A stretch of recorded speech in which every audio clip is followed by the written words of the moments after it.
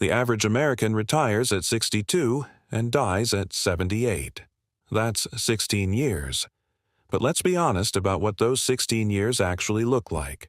The first 3 to 4 years, gone, just figuring out who you are without a job title telling you. The last 4 to 5 years, gone, managing doctor appointments, prescription costs, and a body that has real opinions about stairs now. Strip those away, and you're left with roughly 7 or 8 years of actual, energetic, do-what-you-want freedom. 7 years.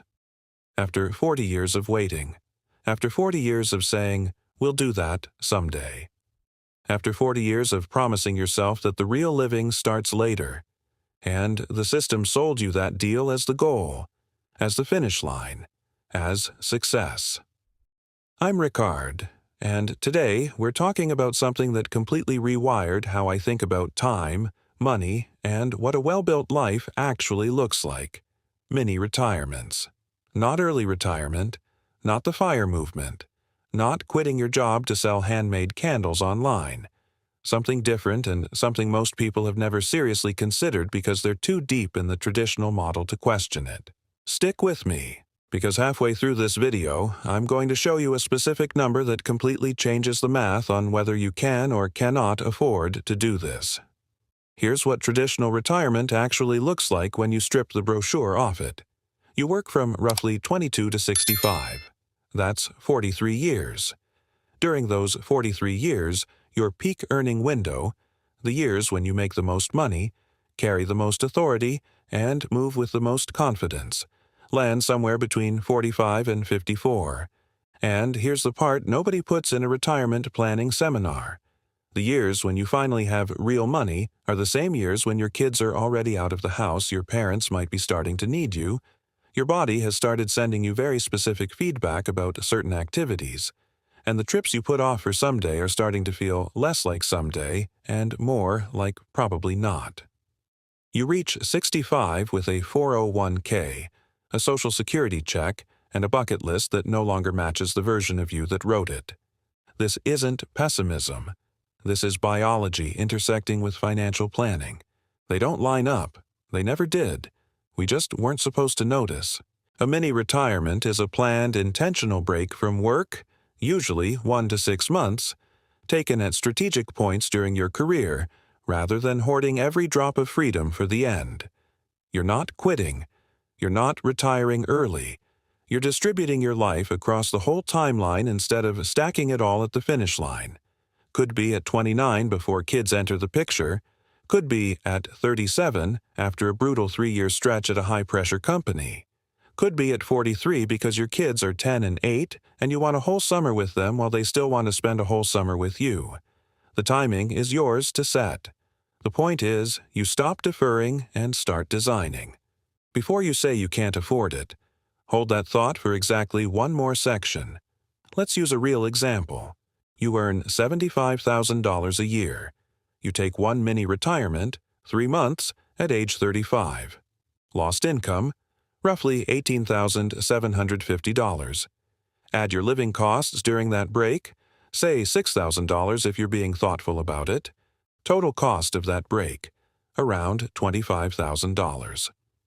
Now, $25,000 at age 35, invested at a 7% average annual return until 65, would have grown to approximately $190,000.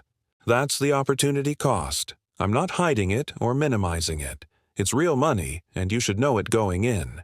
But here's the number. Most people never calculate on the other side of the ledger. The average American spends $4,800 a year out of pocket on healthcare in their 60s. By their 70s, that climbs to $6,600. Those costs are heavily driven by chronic stress accumulated and never properly addressed during the working years. The Finnish Institute of Occupational Health tracked workers across 26 years and found that people who consistently failed to take extended recovery time, not a long weekend, not a 2-week vacation, had a 37% higher mortality risk than those who regularly gave themselves genuine, full rest. 37%. So, yes, the mini-retirement costs you $190,000 in potential investment growth over 30 years. But if it preserves even 2 or 3 healthy, mobile, present years at the back end of your life, years where you can actually move, travel, and show up fully, what does that trade look like now? And, practically speaking, what does it cost you to burn out at 51 and spend the next 14 years running on fumes toward a retirement you're too exhausted to enjoy? Harvard Business Review research found that employees who took extended breaks and returned to work reported a 40% increase in productivity in the 6 months after coming back. Not 5%, not a noticeable bump, 40%, which means the time away doesn't just cost you. In many cases, it pays you back through what you produce when you return. People also come back with something that's genuinely hard to put a number on: clarity. Silence has a way of doing that. Some of the sharpest career pivots people make happen because they finally gave themselves enough uninterrupted space to think. Many retirements have a habit of breaking the lifestyle inflation cycle, too. You live on $2,000 a month for 3 months somewhere in Eastern Europe, or a cabin upstate, or your own city with no commute, and you realize very quickly how little you actually need. That recalibration changes your financial behavior for years afterward. You don't quit. You don't drain your emergency fund. You don't touch your retirement accounts. Here's a framework that works. Open a separate account, not retirement, not emergency, specifically labeled your life fund. Contribute $300 a month starting at 28. By age 35, you've accumulated just over $25,000. That comfortably funds a 3-month break. You come back, rebuild the fund over the next several years, and take another one at 44. One more at 52 if you want it. 3 genuine, intentional breaks across a career, and you've lived more actual life than most people compress into their entire retirement. The retirement account never gets touched. The life fund is a parallel lane, not a competing one. These aren't fighting each other. They're both part of the same philosophy, which is that your life is too long to live in one gear from 22 to 65. Traditional retirement is not a reward. It's a deferral arrangement. It says, give us your sharpest decades, your highest energy, your most physical years, your boldest thinking. And in exchange, when you're worn down and the world has changed and your knees have opinions, we'll hand your time back. Many retirements say no to that deal. They say your time belongs to you across the whole span of your life, not just the tail end of it. They say that rest isn't a reward you earn after 40 years.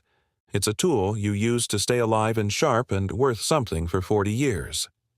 That's not reckless. That's not anti-ambition. That's taking your one life seriously enough to actually show up for it, not just plan for it from a distance. Drop this in the comments right now. If you had 3 months starting Monday, no job obligations, no guilt, just time, where would you go and what would you finally do? 1 sentence. Let's see what people actually want when the budget isn't the first thing on their mind, and if this video shifted something for you about how time and money actually connect. My last video is exactly where you need to go next. It breaks down why the savings number in your account right now is probably lying to you, and what that means for every financial decision you make going forward. The link is right here.